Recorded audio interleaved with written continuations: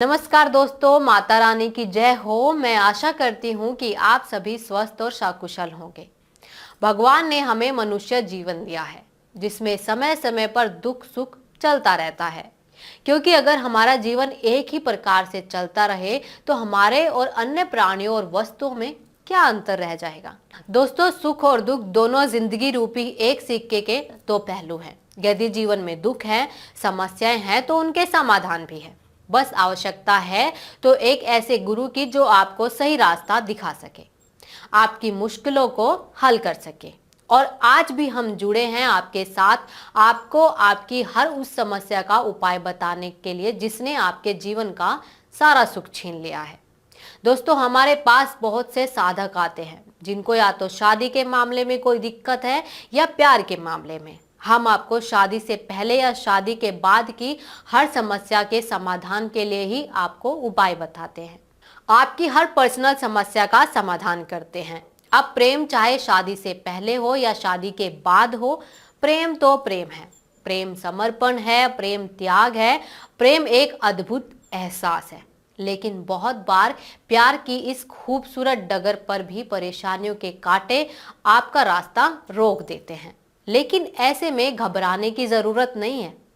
हम हर वक्त आपके साथ हैं। आप जब चाहें हमसे अपनी परेशानी साझा कर सकते हैं। दोस्तों, आप हमेशा कहते हैं कि कोई ऐसा उपाय बताइए जो हम घर पर आसानी से कर सके। तो जो आज का टोटका है, मैं जो आपको बताने वाली हूँ, उसमें आपको कोई भी सामान बाजार से लाने की आवश्यकता नहीं है। दोस्तों, आज मैं आपको बताऊंगी कि कैसे आप हथेली पर नाम लिखकर अपने प्यार को पा सकते हैं। इस विधि के लिए आपको चाहिए होगा एक लाल मार्कर, इस तरह से 2 इलायची और एक छोटा सा काला कपड़ा चाहिए।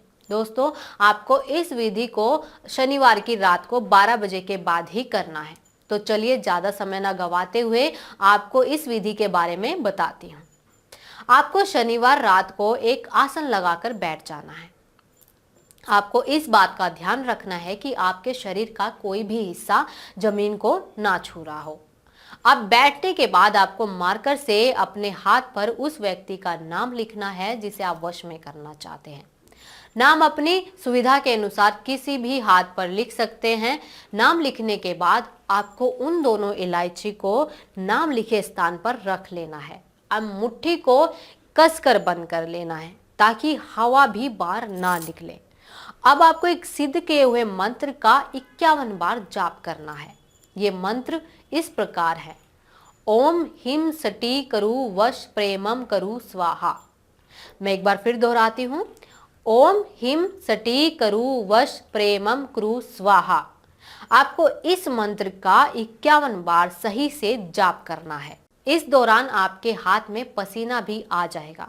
अब इन दोनों इलायचियों को आपको उस काले कपड़े में बांधकर अपने दाएं हाथ की रिंग फिंगर में अंगूठी की तरह पहन लेना है।